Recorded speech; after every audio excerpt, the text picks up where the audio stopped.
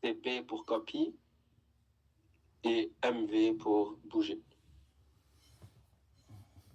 D'accord? Est-ce que je vous laisse quelques minutes pour jouer avec ou Ceux-là en particulier, on les a. Je sais pas pour les autres, mais on les a tellement fait Ouais, parce que c'est un les autres rafraîchissement groupes. pour tout le monde. Il y en a qui l'ont eu très loin derrière. Là, j'ai besoin de la participation absolument de tout le monde pour savoir à quelle vitesse on passe là-dessus. Si j'ai pas de réponse, on va passer lentement et vous allez passer ça beaucoup plus tard.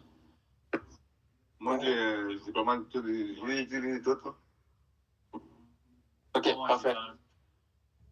Comment qu'on fait pour reculer d'un... Tu sais, vous savez ici, CD. Fait que là, vous ouvrez votre terminal, on fait CD desktop qui va vous envoyer vers le bureau ou en français bureau, je sais pas qu'est-ce que vous avez. Mais comment qu'on fait pour reculer? Juste CD. T'en refais juste CD. CD, non. Si on veut juste reculer d'un répertoire, d'une place. CD avec 2 points. Yes! Ouais, Good job. exactement. CD, espace, 2 points. Il faut retenir ça parce que vous allez faire CD desktop, CD, exemple Subfinder qui est un outil, CD. Puis là, je ne veux plus aller sur Subfinder, vous allez faire CD, espace, point, point. Parce que vous n'allez plus avoir accès à votre souris, là. Je vous le dis, et gardez ça en tête, votre souris va devenir... Je vais probablement vous la faire débrancher si ça continue, sauf ceux qui ont un laptop, là. Mais je veux vraiment que vous appreniez ces commandes-là. Vous n'allez pas les apprendre par cœur aujourd'hui, ni demain, ni dans une semaine. C'est à force de les utiliser que vous allez les rentrer à l'intérieur de vous. La gestion des processus, ça va vous servir plus tard quand on va être rendu dans l'exploitation. Vous allez pouvoir kill des process ou afficher des process qui sont en cours. Donc, vous allez voir quel service est en cours, quel processus il fonctionne sur où et comment. Et si vous voulez kill quelque chose, donc fermer un processus, vous le faites. Je peux vous donner un exemple de processus que vous pouvez kill dans le cadre d'un pen test. Vous rentrez dans l'ordinateur, vous faites un scan rapide, vous réalisez qu'il y a Windows Defender ou je ne sais pas trop quel antivirus qu'il y a dedans. Vous allez trouver le processus qui roule l'antivirus et vous avez kill l'antivirus. Donc, vous allez pouvoir lancer un exploit sans que l'antivirus agisse. Est-ce que ça vous donne un petit exemple de quand utiliser ça? Ça vous clarifie un peu? Parce que ce pas des commandes que vous avez utilisées, ça, je pense. Les autres, on est plusieurs en classe.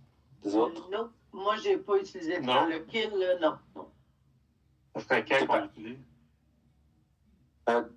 Un kill, comme je dis, vous allez rentrer sur une machine, vous allez détecter qu'il y a un antivirus dessus. Vous allez utiliser la commande PS. Il y a d'autres choses qui sont après PS, là, mais on va commencer juste par PS. PS qui va vous lister les processus qui roulent. Vous allez trouver quel processus fonctionne sur l'antivirus. Ça, souvent, c'est un numéro à 2-4 chiffres. Et vous allez kill le processus. Donc, vous allez couper l'antivirus qui va arrêter de scanner. Et à partir de là, vous allez pouvoir rentrer votre fichier malveillant. Si vous ne faites pas ça, vous allez rentrer le fichier malveillant. Qu'est-ce qu'il va détecter? L'antivirus va détecter un virus. Allô, Par monsieur? contre, oui? J'espère que je ne vous coupe pas la parole. Non, vas-y. Merci. S'il vous plaît, est-ce que quelqu'un peut-il faire ce que vous êtes en train de faire pour permettre à nous tous de pouvoir bien suivre? Vous voulez qu'on le... Ben, faites-le. Est-ce que vous êtes capable de le faire sur votre terminal? Oui, Raphaël? Moi, je suis en Oui, train comme je peux partager. OK. Merci. OK, ben, moi, je pourrais pas partager entre-temps, là, mais vous avez tout accès aux documents de classe. Fait que si tu veux partager, on partage.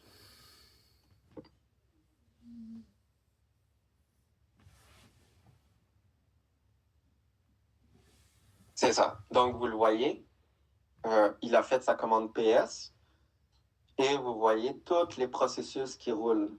Donc, il utilise Brave. Brave, c'est un navigateur. C'est ça? Tu es sur Brave, ouais?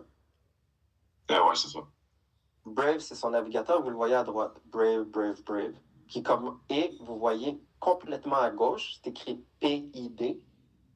C'est le numéro du processus. Et quand vous faites votre commande kill, vous allez kill le PID. Donc, vous faites kill et les chiffres à côté. Vous allez kill le processus qui roule. Dans ce cas-ci, si on kill, on va kill Brave ou on va kill l'antivirus. Est-ce que ça répond à ta question? Eli? Fait que PS, c'est comme un task manager, donc, un peu. Ah, voilà. Tu as mis des mots dessus. C'est comme un task manager. Et, tu sais, dans Task Manager, comme je vous ai dit, vous utilisez... Tu vois, là, il y a kill un processus, puis ça finit là. Il a kill, il ne fonctionne plus. Donc, c'est ça. Tu vas plus trouver le processus 17, je sais pas trop quoi. Mais c'est parce que Brave roule sur plusieurs processus en même temps. Et c'est pas nécessaire de le fermer. Mais est-ce que vous comprenez la logique du kill et du PS? Oui, Lucie? Moi, mettons que je fais PS là, sur mon route Cali, là, ça me marque pas du tout ça. Ben, c'est pas juste PS qu'il faut noter. Ben, fais la commande si tu veux. Ouais. Ou top. Top, t'affiches tout. Si tu fais top, t'affiches tout. OK. Ouais. PS, on va chercher quelque chose de particulier. Et top, on va tout chercher. Okay. Et là, tu vois, on va voir toutes les PID à gauche.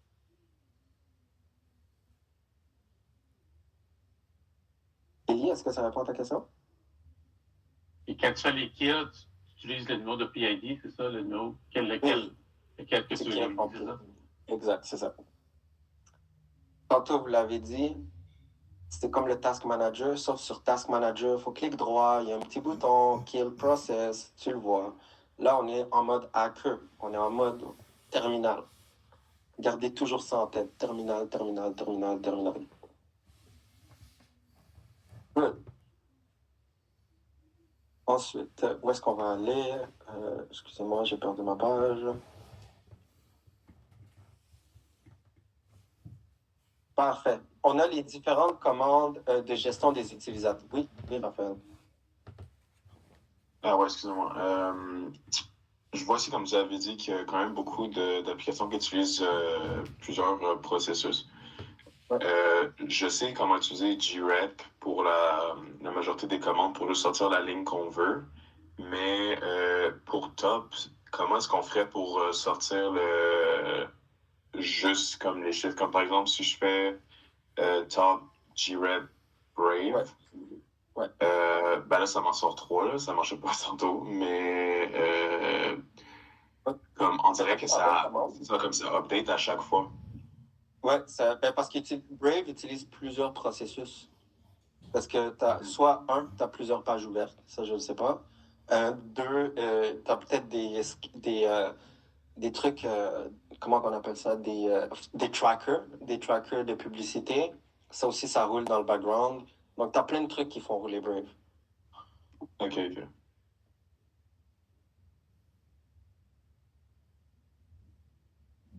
Parfait. Avez-vous d'autres questions? Tout ça encore une fois. CTRL-C, c'est pour sortir de là, j'imagine. Oui, CTRL-C ou CTRL-X. Ça dépend des gens. Okay. Gestion des utilisateurs et des permissions. Vous avez chmod. Chmod, je ne veux pas vous en parler tout de suite maintenant, là, parce que vous allez avoir un travail tantôt qui va en parler plus en profondeur. Et l'autre, vous allez avoir sudo et password qui sont très importants. Sudo, c'est pour aller en mode root, lancer une commande en mode privilège. Et vous allez avoir passwd, qui est une commande que vous allez utiliser plus tard. Il y a le groupe 1 qui a déjà vu ça servait à quoi, passwd. Je vous l'ai montré quand on a fait le bridge de Kali.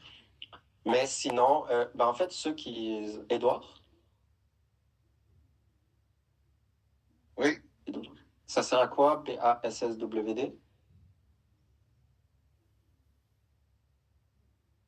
Attends, excuse, lequel SW?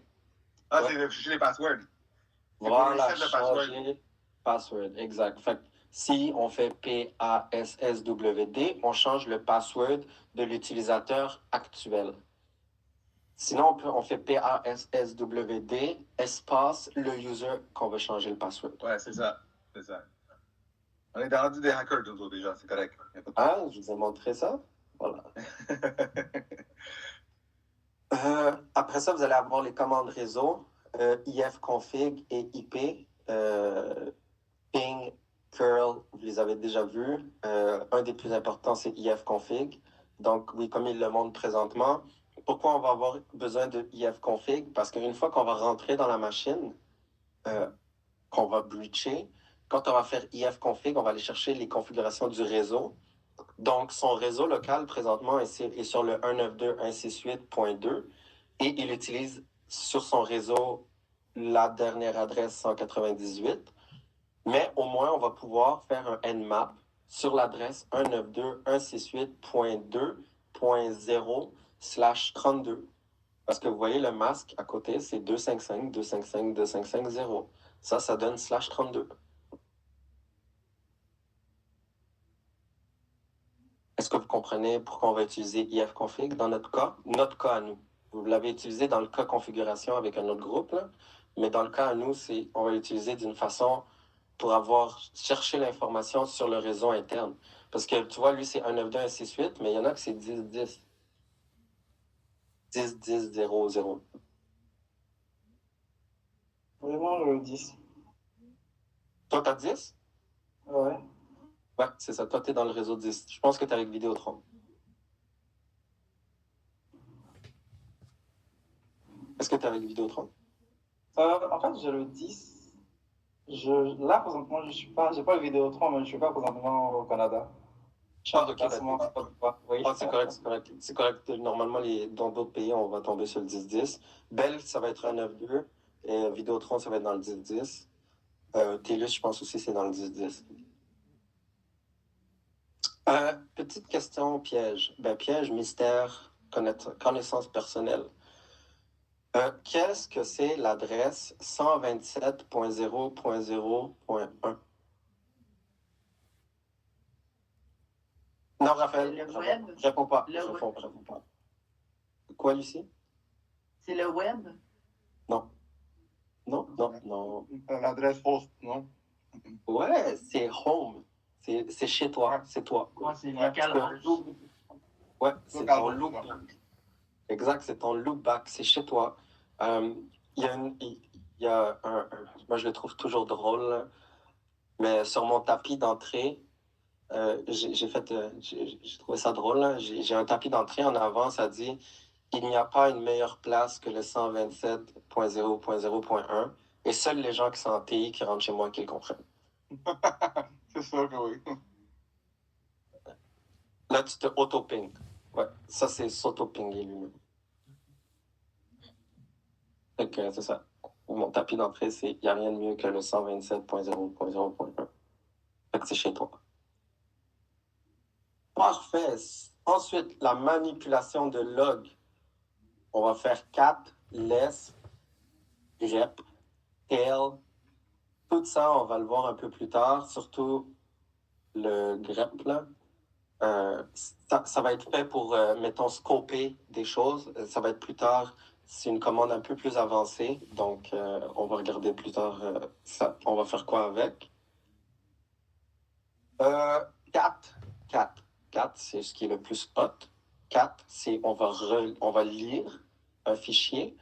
On va le voir dans le travail tantôt. Je veux pas que vous ouvrez un fichier avec votre souris. Je le répète, et je pense à tous les points, je vais le répéter.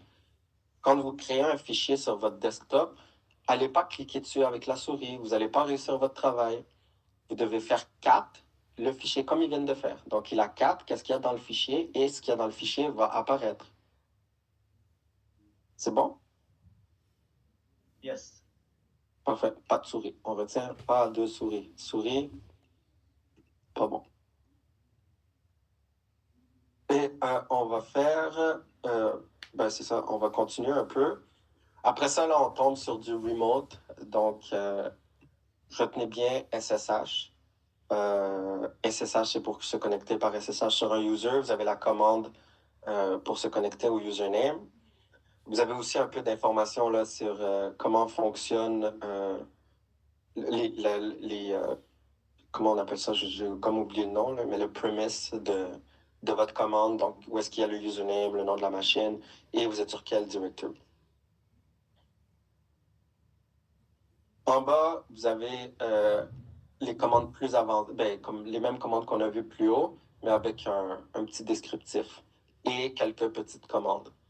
Donc, quand vous faites ls, on a vu la commande ls tantôt, mais il y a la ls-l, donc c'est un affichage détaillé. ls-a qui est affichage caché.